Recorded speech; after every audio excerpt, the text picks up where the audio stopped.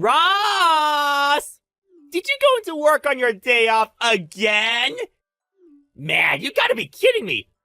Are the wages at your crummy factory job really that bad? So you gotta keep going in when you should be at home chilling? Sucks to be you!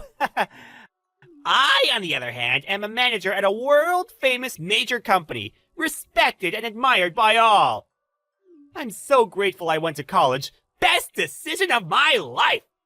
It's a weird feeling to be so far ahead of my big brother in life, but I guess you get out what you put in, huh? If we're honest, you were basically screwed the moment you decided not to go to college. I mean, who does that these days? Yep, it's factory life for you, now and forever. Hi, Eric. I see you're being as unpleasant as humanly possible, just like always. You don't mince your words, huh? Things are crazy busy right now because we're going through the busiest period of the year. And that's the only reason I came in on my day off. Nothing to do with needing the money. I wanted to help. We may be a small-town factory, but things have been going really well ever since we landed the patent on those new medical devices. Our brand's becoming more well-known by the day. My salary's not exactly shabby. I see! Anyway, where do you think the money to put you through college came from in the first place? Anything it fell from the sky? I thought it came from the insurance money from when Mom and Dad died in the car accident. How many times are you gonna ask me the same crap? Until you understand it, which sadly seems like it could take a while. How many times do I have to tell you the payout from the crash wasn't that big? I tried showing you the insurance documents so it'd finally go into that thick skull of yours. But you didn't even seem interested in looking. This is why you're poor, big bro. 'Cause you waste all your time doing useless stuff. Looking at a bunch of old documents isn't gonna make me rich. And it's not gonna magically turn you into a college grad. That's not the point. You're right. This boring crap ain't why I messaged you in the first place. Huh? Did you actually want to talk about something? Alright, so listen to this. You ready to be surprised? Me and Sandra, we're getting married! Wait, what? That's Sandra? You mean the Sandra from our class at school? The one who people used to say was unobtainable? And out of everyone's league? Yep, that's her. So you know her then? Even though you're 10 years younger than me. That's weird. One of my classmates in middle school is related to her. I don't know her myself, though. I see. Well, if you know her, this should go a lot quicker than I expected. Did you know that her family are the biggest landowners in town? And how it's basically said that they run the place? I had heard rumors. You know how things get around. I heard that her dad's the head of the family right now.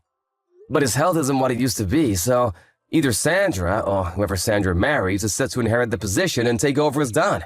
Is that right? Bingo! I managed to bag myself the daughter of the most powerful family in town! That's why I'm cutting you out of my life! Excuse me? I'm confused. How are we getting from A to B here? What?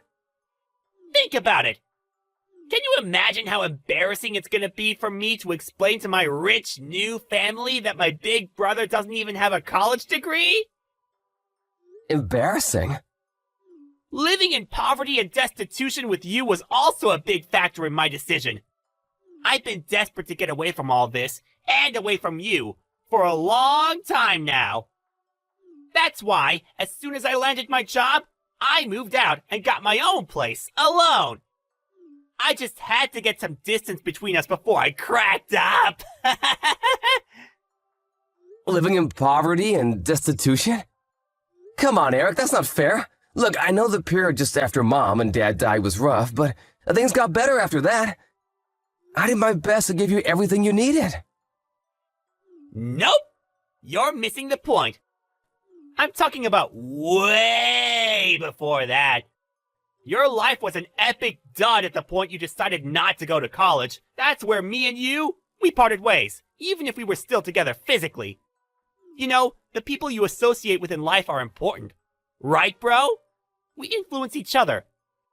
And I can't risk being influenced by a loser like you a second longer. My marriage to Sandra will be the beginning of my glamorous new life of celebrity and luxury. I'll be loved, admired, and adored by all. Signing autographs will be a daily occurrence. I can't wait. You're nothing but an eyesore getting in the way of my bright, promising future.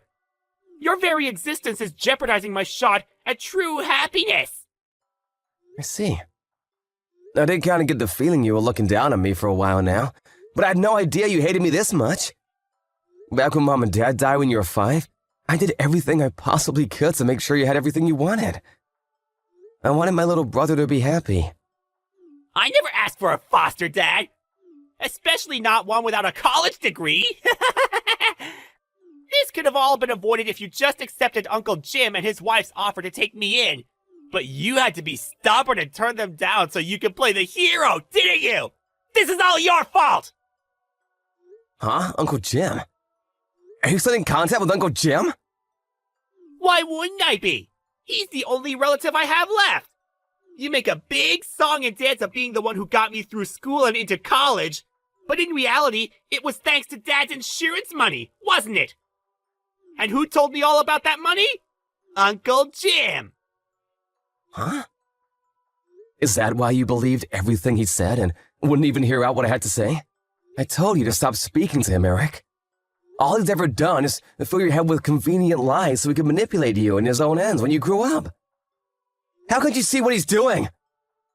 That's why I refused his offer of taking you in. It was never about caring about you or wanting what was best for you. He's a greedy man whose only goal in life is lining his own pockets. You can say whatever you want. Pretty convenient how he's not here to defend himself, isn't it? It ain't gonna work with me, so you may as well stop wasting your breath. I see. There was one more thing I wanted to discuss with you about where we go from here. But if you won't listen to a word I've got to say, it's probably a waste of time. Thank God you understand!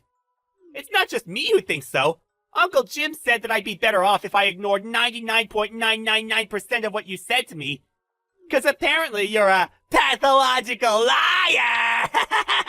Now I'm set to marry into major wealth. I have literally zero need for you. So I figure I can finally cut you out of my life for good, like I've been wanting to do for a heckin' long time. Fine, I get it. Goodbye. Disappear from my life forever, you poverty-stricken loser!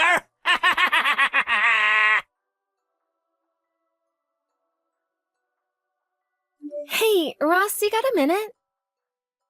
Good evening, Ginny. How's it going? Is this about what we talked about before? No, it's about something else this time.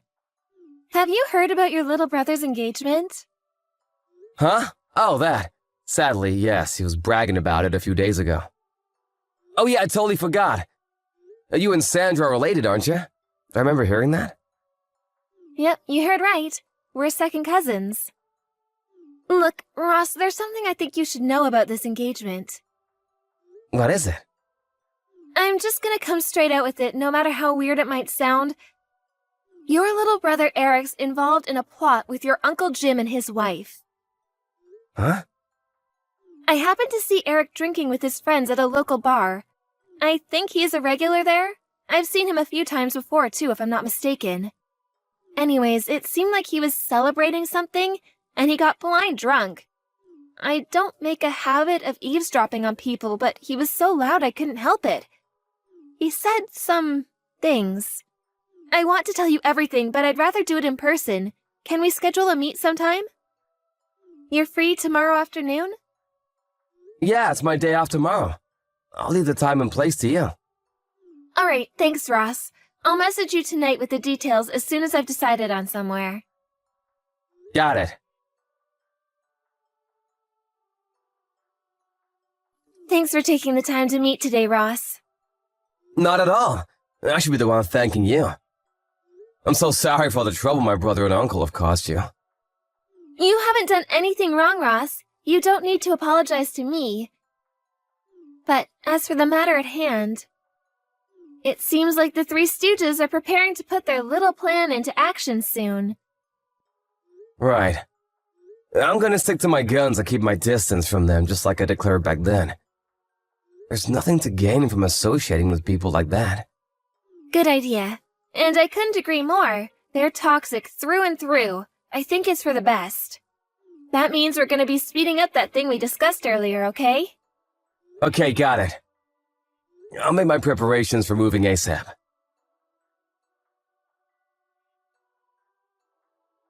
Ross!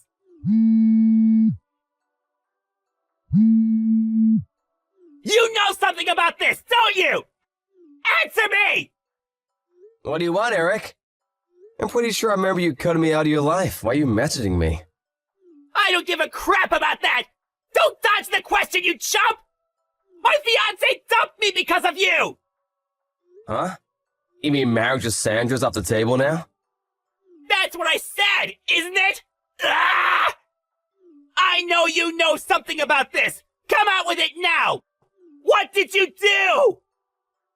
Well, you knew it was a tradition in her family for daughters to get their whole inheritance when they marry, right? I wonder if her dumping you had something to do with finding out she had your sights on her money. What? Or could it be something to do with how you, Uncle Jim and his wife, were all conspiring behind their backs? To use her money to prop up Uncle Jim's failing company? He's been in the red for years now. Everyone knows he's been desperate for someone to bail him out for ages.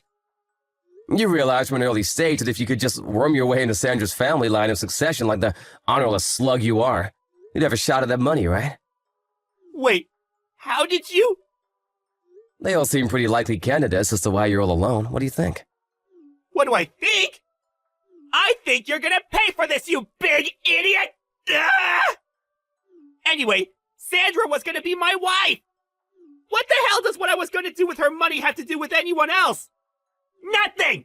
It would have been my property the moment we tied the knot! And there we have it, your true intentions. Huh? Or your true nature, I should say. I can't help but feel some responsibility for what a reprehensible scumbag you turned into. Given I played a pretty major role in bringing you up since you were 5. Where did I go wrong? Get off your high horse! I don't remember you being my dad! You're just some poverty-stricken loser who never gave me any money! You have no idea, huh? You still think your college expenses came from some magical never-ending insurance fund, don't you? Well, I've got news for you, boyo. What? It's the truth, isn't it? That's how I went to college! You'd have known this if you had any interest in your family. But even while Mom and Dad were still alive, our family never had much money. Huh? I'm pretty sure I mentioned this before, but Mom and Dad were employees at Uncle Jim's company. They'd been there close to a decade at the time of the accident. But Uncle Jim, being the stand-up guy he is, used Dad's quiet, conflict-averse personality as an excuse to drop his salary as low as he possibly could, knowing he'd never dare question it. The name on Dad's insurance policy wasn't mine or yours, but Uncle Jim's. What little savings Mom and Dad did have were blown on a huge, unnecessarily extravagant funeral by Uncle Jim. So he could point and say, "Look what I did," while bragging to everyone about what a great send-off had given them. That flashy funeral wasn't just paid for by Mom and Dad's savings either. He also borrowed from some of his friends and refused to pay them back afterwards, leaving them penniless. What the hell? Uncle Jim did all that stuff? If I was older and knew more about the world back then, I would have done whatever I could to stop him. But I was a middle school kid who just lost his parents in a horrific accident. I could barely even process what was going on, so I was in no position to do anything about him. He took everything. Insurance money, Mom and Dad's savings, and even stole from his friends. Uncle Jim did that? That's not even the last of it. After that, I caught wind of his plan to take custody of me and you so he could exploit us as free labor at his company one day when we were old enough to start working. Knowing what he was like, I was sure that was his aim. And I was willing to stop at nothing to prevent him getting his way. He'd taken everything by this point. There was no way I was going to let him turn us into slaves. But then you grew up, went out into the world. Developed ideas and desires of your own, and, well, you did what you did. I was never going to be able to control you forever, and that's where we are now. How could this be? No. No. This can't be happening. This isn't the first time you've done something like this. The signs have always been there. Should have known back then when you looked down on me and wouldn't listen to a word I said, even back then. And you know what? There was a part of me that had my suspicions. But I didn't accept my own little brother thought so little of me. I mean, who would? Wish I'd noticed sooner, but I deluded myself with a comforting lie. Ross! But you're an adult now. It's time for you to decide on your own what kind of life you want to live. For you to make your own mistakes, and to suffer the consequences of them too. What? On my own? I won't be there to get you out of trouble anymore, Eric. Ross! No! Please! Ross! I got fired! Or rather, they're letting me jump on my own before they push me! I just found out that my company and Sandra's dad's company are just about to enter business negotiations to become long-term trading partners! My boss said it would be bad for the company to have someone like me around at such an important time! He basically said if I didn't resign, they'd fire me! I had no choice! I thought you'd come and help me, so I gave all the higher-ups a good verbal dressing down! I really gave him one form, then slammed my resignation papers down on the desk! But, Ross, where did you go?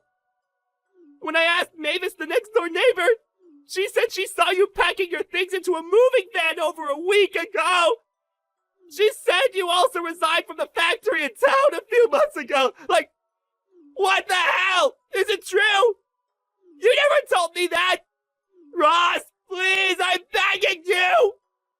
Where did you go? Please respond! Help me! My situation is desperate! I'll do anything! Ross! After everything that had happened, I decided it would be best for me and my little brother Eric to live apart and lead separate lives. By the way, while all of this had been going on, Ginny invited me to work at the company she and her friends from college had launched together. And with that, I switched jobs and became the head of their Seattle branch, where I played a major supporting role for Ginny. I'm super grateful for her, and honestly, she couldn't have invited me at a better time. I get reports on my brother from my old friends who still live in town from time to time. Apparently, things aren't going so well for him anymore. Last I heard, he was left with no choice but to move in with his Uncle Jim, whose true nature he was now fully aware of, and his wife in their cramped one-bedroom apartment. But Uncle Jim, being Uncle Jim, he was up to his ears in debt after his company finally went bankrupt of years of teetering on the edge.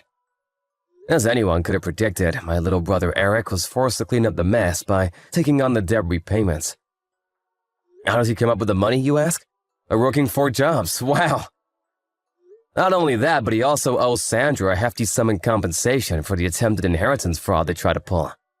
So he's engaged in the struggle of his life with no light at the end of the tunnel. Do I feel sorry for him? Not one bit. Actions have consequences. And it's time for him to face them like a man.